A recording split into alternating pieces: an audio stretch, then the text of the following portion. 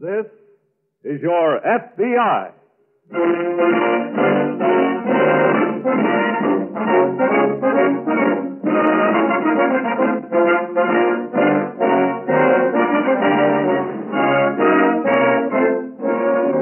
This is your FBI, an official broadcast from the files of the Federal Bureau of Investigation, presented as a public service by the Equitable Life Assurance Society of the United States. To your FBI, you look for national security, and to the Equitable Society for financial security. These two great institutions are dedicated to the protection of you, your home, and your country.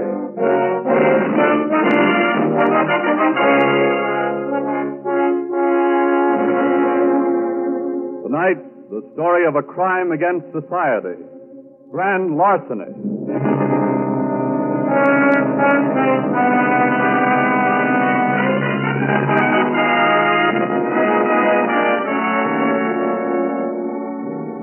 There is no such thing as a typically criminal face.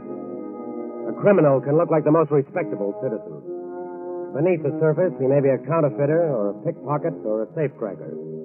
But on the surface, on the physical surface you see, he may look like an accountant or a mechanic or a salesman. A few criminals have been smart enough to take advantage of this fact by leading double lives, by actually pretending to be a respectable citizen without anyone knowing differently. Neither the police nor the community, nor even, in one case, the criminal's own wife. Dan, I hope you're going to finish that pudding. Oh, honey, I really don't have time. Oh, come on now. How about just a little more? Well, okay. Well, the way you try to fatten me up, I'll have to start going to a gym. Well, you need your calories, Dan, with all that night work you do. Pays dividends, honey. Pays dividends. Oh, I know. I ran into Mrs. McKinney downtown today, and she said her husband said you were the top salesman of the company. Is that what she said? Mm-hmm. Well, of course, you know what we get if I top all sales for this month. No. What? A trip to Mexico, all expenses paid. Daniel. Yep. Hey, I'd better be getting underway. Oh, are you working again tonight? Got a good prospect I think I can land. Oh, Dan. I hate leaving you alone again, honey, but business is business. Oh, I don't mind that. I just don't like to see you work so hard. It pays dividends. Well, I wish there was some easier way of getting to Mexico. Honey, believe me, I'm getting us to Mexico the easiest way anybody could. Now, wait up.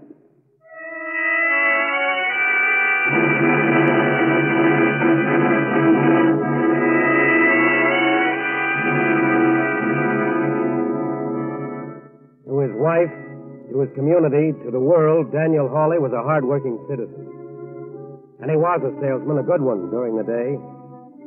At night, however, Daniel Hawley was something else. On the evenings when he wasn't with his wife, when he wasn't busy being a model citizen, he was at work in a store or an office or a shop, at work in a building which had a safe. Dan? Johnny? Where the devil you been? Well, I had a late dinner. Got the blanket? Of course. And the nitroglycerin. There. Well, this is going to be an easy job. Yeah. It will. I studied it very carefully the other afternoon. Very easy. Glad you think so. Here, take the blanket. Thought you were going to call me this afternoon. I didn't have time. There was a prospect I had to see. You don't say. Yeah, I think a small charge will be enough to blow this. I finally got tired of waiting, so I tried to call you. I thought I told you never to call unless it was absolutely necessary. I didn't know whether you were going to show up tonight. I told you I was. Anyway, there was no answer. Oh, we've got a new number. Oh, that's great. I suppose all your prospects know it but me. Where am I going to call if I need to? Here. What's that? One of the company pencils. The number's on it. Okay. If you think Come on. Get the charge set. We haven't got all night. No, you got to be on the job bright and early in the morning. That's right. What's the percentage in it? Free trip to Mexico. Huh? You wouldn't understand even if I told you. No, I'm stupid. I only like to have one job at a time. Well, you finished setting that charge? Yeah. Okay, let's have the blanket. Here. There. The car outside? Sure. Now, you know what you have to do right after the safe pops open. I know. Okay, then. Stand back.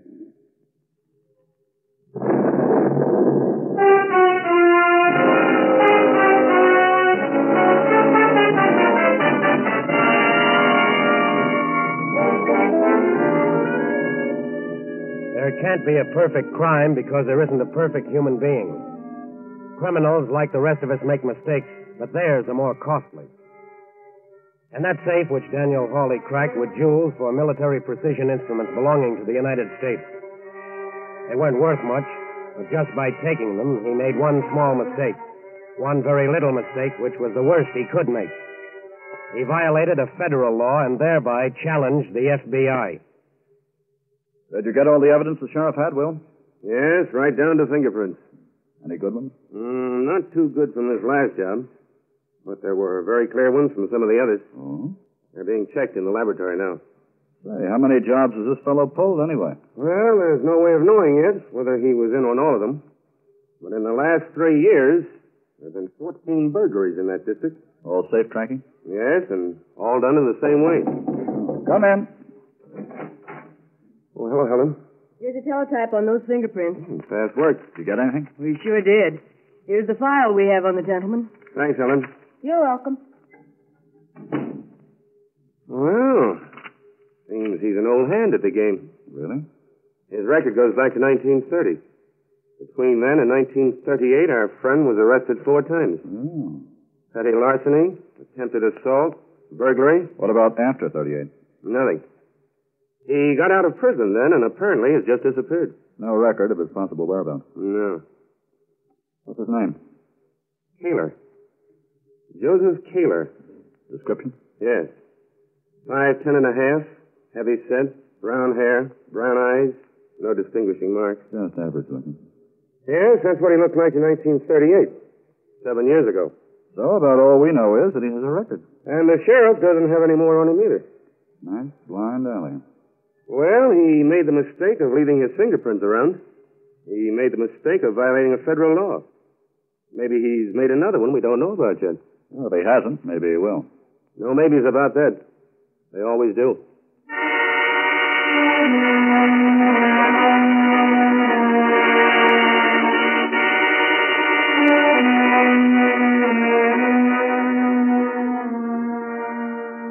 If there are 5 steps involved in the committing of a crime, then there are 5,000 mistakes the criminal can make. Some are even made after the crime is committed. Many criminals, for example, take a curious pleasure in walking by the doors of a police station, in returning to the scene of the crime, in deliberately courting danger. The most common mistake is that criminals cannot stop. If he gets away once, the professional criminal tries again, thinking he has learned more, but not realizing that the more crimes he commits, the more chance he has of being caught, because he is bound to make more mistakes. Daniel? Yes, dear? Are you very busy? Not too busy for you. What is it? Well, I've been trying to straighten out my accounts for the month. All right. All right. Oh, it's not what you think at all. Bank doesn't add right. No, the baking company doesn't. They sent me this bill for $5.80, and we really owe them $9.80. Are you sure? Well, of course, I know what I bought. Well, then what's the trouble? Well, they're a big company, and if they can't get their bills Laura, paid... make out the check for $9.80. But, Dad... Honesty may not be its own reward. Daniel, I wasn't really... Oh, dear, but for $4, don't have it on your conscience. I'd have it on mine. It's not worth it, Laura. It's never worth it. You mean sooner or later they always find out? That isn't the point. Oh, I know, Dad. Anyway, they don't always find out. So it's just a question of your own honesty. Daniel, I'm making out the check for the right amount. That's my girl. Just a drop in the bucket. What do you mean? Oh, that company does a wonderful business. Harriet's cousin told me. She works in the Ohio office, the one just across the river. Huh? What'd you do there? Keeps books or something. But she said that at the end of every month, they always have at least $9,000 or $10,000 in the safe in that office alone. You don't say. Well, you can ask her yourself at the party tomorrow night. Huh? What? I said you'll see her tomorrow night at the party. Oh, Laura, about that party, I don't think Now, Dan, I thought you said definitely you wouldn't have to work tomorrow night. Oh, but, honey, there's that trip to Mexico, you know. Oh, Dan, you said... I know, dear. I'm very sorry, but I just heard of a prospect. A particularly good one.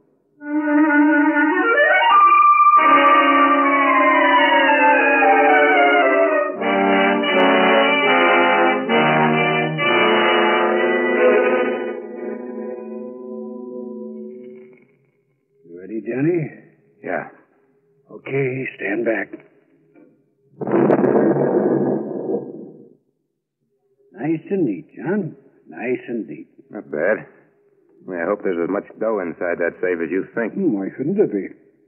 Baking company? Well, there's only one sure way to find out, and that's by... how do you like that? What? Look, got a small safe inside the big one. You sure cased this job, didn't you? Shut up. Oh, come on. Let's put the blanket over the little one. There Close. isn't time. What? There isn't time. The watchman will be back again on his round. What are we going to do? Chalk it up to experience? Shut up. Let me think. While you're thinking, I hope you don't mind if I just... Hey, wait. Come on. Where? Help me lift the little safe out. We can't carry that out of the building. First place is too heavy, and then the second We place... can carry it 10 yards, can't we? What if we can't? There's an elevator over there that'll take us right down to the basement. Then what? The basement's really a loading platform. The company keeps its delivery trucks down there. We put the safe in the truck. Okay, let's lift Yes. it. Not so heavy. Heavy enough. All right, this way. You know how to work the elevator? Sure. All right. Set her down. Easy there. There. Now, shine your flash. What for? So I can find the starter for this. Oh, here you are.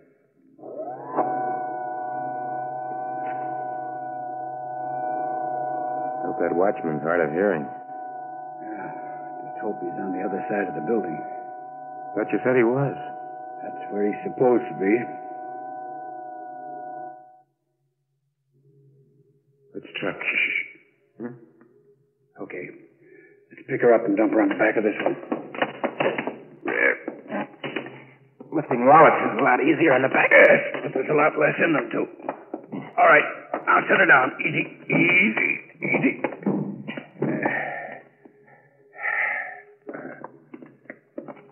You gonna drive? Sure. All right, slide in. Hey, Dan. What? Ignition keys. What? Where are the ignition keys? How are you gonna start this thing? They always leave them in the truck somewhere. Where? Usually on the little ledge under the... Watchman? Yeah. Shining his light around. Shut up. Where are those keys? Will you shut up? And suppose... All right, got him. Now, hold on tight, because the minute he turns, I'm going to move fast. Just started. You ready? Danny's shining the light on the elevator. It's too late now. Who's there? Oh, of all... Who's there? Choke it. Who's in that truck? Come on. Get out of that truck, Doc. Hold on, Sonny. Okay. As we pull out of this alley, we're in the clear. Keep your eye out, Johnny, and you... Johnny. What do you know? He got you. Well, I'm sorry, friend, but there's no room for excess baggage on this trip, so... Out you go!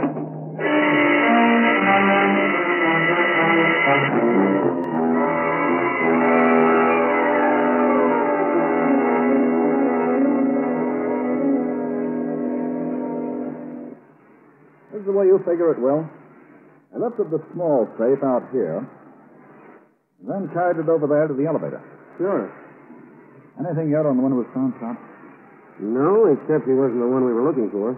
The description doesn't tally. Maybe his partner is the one we're looking for, either. Well, he left fingerprints all over the steering wheel of the truck and all over the small safe. We'll know soon enough if They match the others. Even if they don't, he's a case for us. How do you mean? Well, he drove a stolen truck across the river and over the state line. Did you find anything on the body of the other one? No, just the usual things. Keys, wallet, a pencil from some company, a bar of candy, and, of course, his gun. Nothing to give us a lead. Nothing that looks so good. Well, they did a neat job on this safe. Well, they've had enough practice. I wonder where they got the nitroglycerin. Probably homemade. You know, Harvey. I knew it. I knew sooner or later our little friend would make a mistake. What have you got there?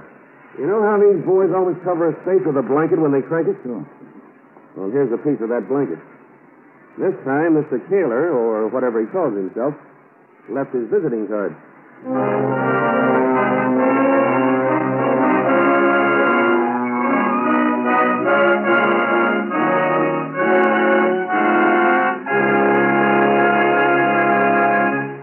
We momentarily close the Federal Bureau of Investigation's file on Daniel Hawley's thief. We'll return to this case in just a moment. If you believe in democracy, then you believe in life insurance. They go together. First, let's consider the typical owner of life insurance. A man who says to himself, look, I believe in taking care of myself. If I die, nobody else will have to look out for my family. When I get old, nobody else will have to support me. Men of that breed, right-thinking, independent, self-reliant, make democracy work. The Equitable Life Assurance Society of the United States, a mutual organization, is dedicated to cooperation with such men, to help them make democracy work. The Equitable is owned by its members, that is to say, by its 3,200,000 policyholders. And all the Society's funds are put to work for the benefit of all its members. Finally, remember that these Equitable funds are so invested that they promote the system of free enterprise on which our democratic economy rests. And so by serving its members, the Equitable serves America. And now, back to the file on Daniel Hawley. Peace.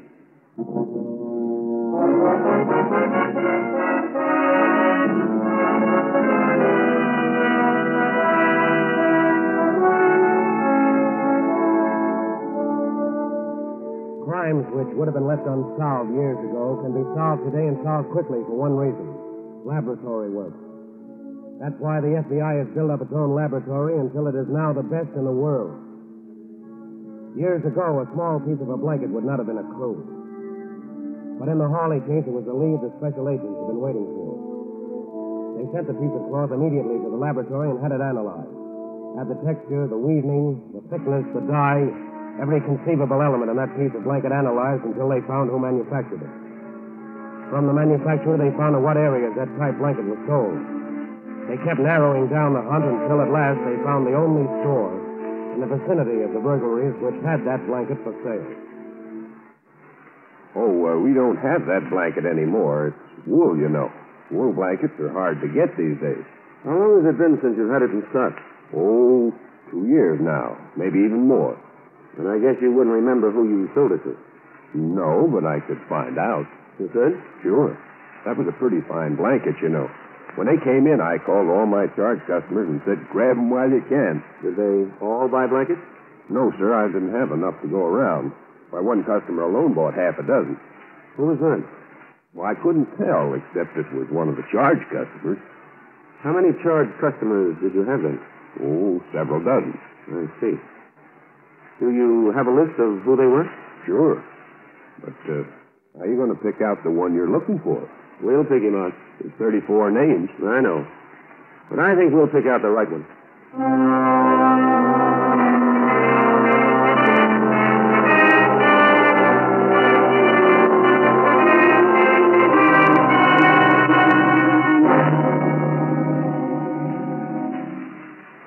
36 names, actually, Will. I know. It'll take quite a while to check all of them. Yes, I was thinking about that. Of course, we have his description. Or a description of him 7 years ago. And probably over a dozen men on that list could fit it. Let me see it again. Sure. Benton, Crockett, Andy, Green, Holt. That name. What about it? I've seen it someplace before. It's not a very unusual name. No, but I've seen it someplace. Where? But I'm trying to remember. Holly. Oh, that name was in the local paper this morning. A salesman named Dan Hawley won a contest. Yeah, I saw it, too. He worked for... Wait a minute. Have you still got the stuff that was found on the other man's body? Sure. Right here in the drawer. The pencil. Right. Here it is. Killer's product. That's who that salesman works for. Daniel Hawley. Alias Joe Keeler. Oh, we can't be sure. It's too much of a coincidence. We still can't be sure. I know, but we've got Keeler's fingerprints. They match the prints on the steering wheel of that truck. And if Hawley's match...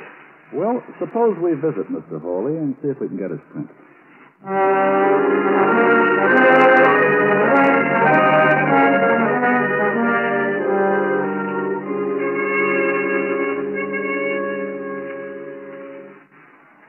Sit down, gentlemen. Mrs. Hawley's upstairs, but I can get her down in just a moment. That's quite all right. There's no need of bothering her. How about a drink? No, thank you. You, sir? no thanks. We're really here to ask you a few questions, Mr. Hawley, if you care to answer them. Why, I'd be delighted to, sir. Delighted. How long have you lived here? Well, let me see now. Almost 6 years, I think. And before that? Before that, I was in New England. Where? Oh, over. I was a salesman there, too. Once a salesman, always a salesman, I guess. Pretty cold up there, isn't it? Yes, indeed. I was glad to get back here. I have an aunt up there now. She's just freezing, she says. Can't get enough blankets. Well, I don't wonder. Hard to get now. Yes, sir. Are you one of those lucky people who stocked up while you could still get blankets, Mr. Hawley? Well, frankly, gentlemen, I have to admit I did buy a couple. Blue wool, weren't they? Yes, as a matter of fact, I believe there were. You think we can see them? Oh, I'm afraid not. Mrs. Hawley's got them all packed away in mothballs for the summer, and you know how women are. Yeah. I understand you're a top salesman over at Peerless for this area, Mr. Hawley. Well, hard work and lots of luck will always do it, I say. Mainly luck. Do you have any cards, or do you always give out pencils like this? Here, is that one of my pencils? Here. Oh, yes, so it is. Do you mind if I hang on to it? No, not at all, sir. Pleasure. Here. Thanks. May I ask where you got that pencil, sir? We found it on the body of a safecracker who was shot. What? You don't say. Yes. Well, those pencils sure keep bad company, don't they? They certainly do. Well, I think we'll be getting along, Mr. Hawley. I'm sorry I couldn't be more apt. Goodbye, Mr. Hawley, and thanks for the pencil. Not at all, gentlemen. Goodbye.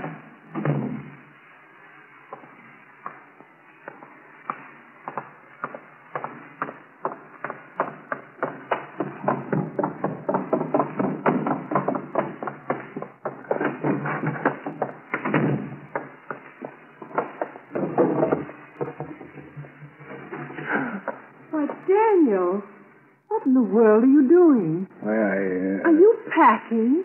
Why, Daniel Hawley, where are you going? to New York. New York? Yes. But I thought those two men What two men did? were the ones that just left. I saw them from my window, and I said to myself, Laura, that's just going to mean more work for Daniel. Well, that's pretty nice work, honey. What do you mean? They just came to talk to me about my winning that trip to Mexico. I've got to go to the New York office first to go through some kind of official ceremony. Well, it seems awfully funny to have to go to Mexico by way of New York, but as long as you're going to get there. Oh, I'm going to get there, honey. Don't you worry about that.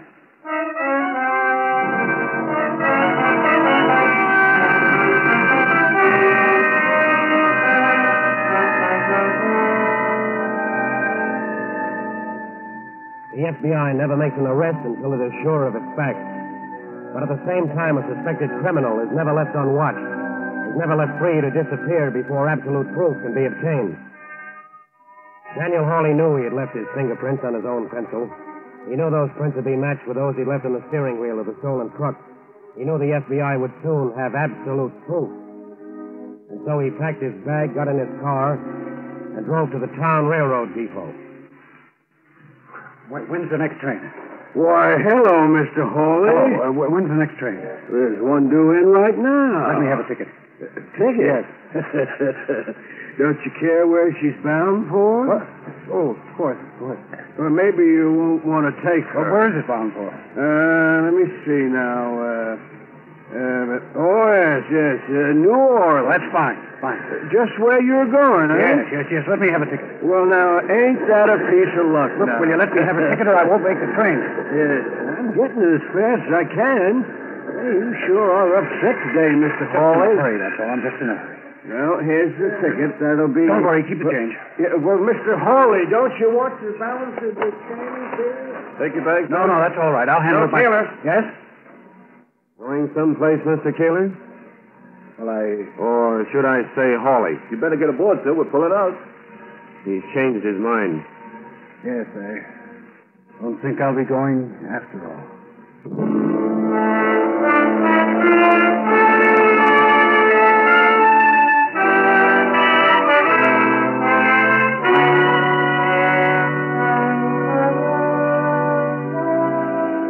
Like the rest of us, criminals make mistakes, only theirs are more costly.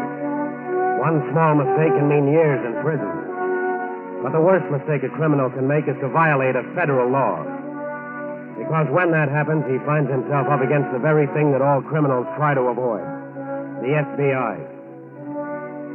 Criminals don't try to stay clear of the FBI, don't try to avoid any encounter with it merely for melodramatic reasons. They have one simple, practical reason. They know that sooner or later they will be caught by the FBI. And once caught, they will be convicted.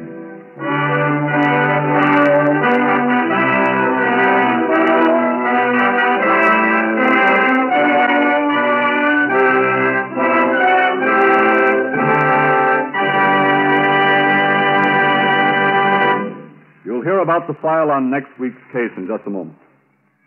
In this, the opening week of the 7th War Loan Drive, I should like to read an important message from Thomas I. Parkinson, President of the Equitable Life Assurance Society of the United States.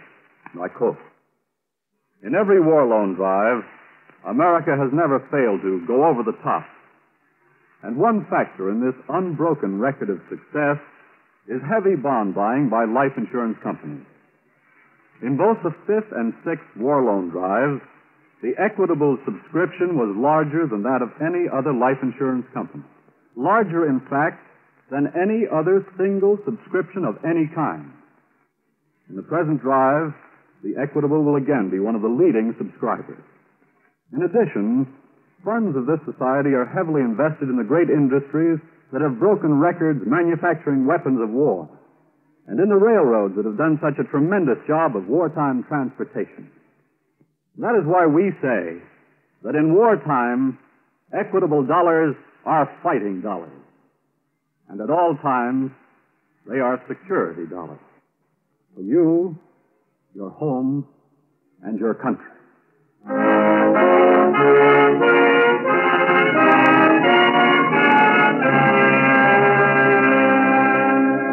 Next week, a crime against our war effort. Draft dodgers.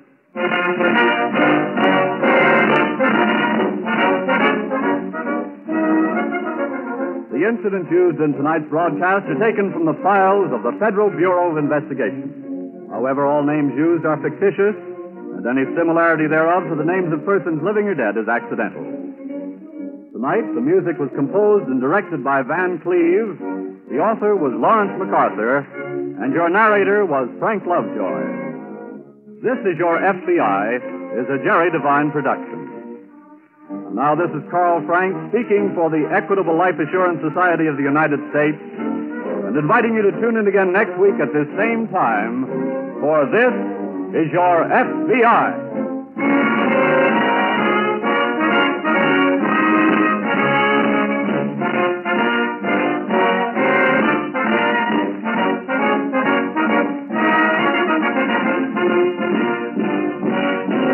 This is the Blue Network of the American Broadcasting Company.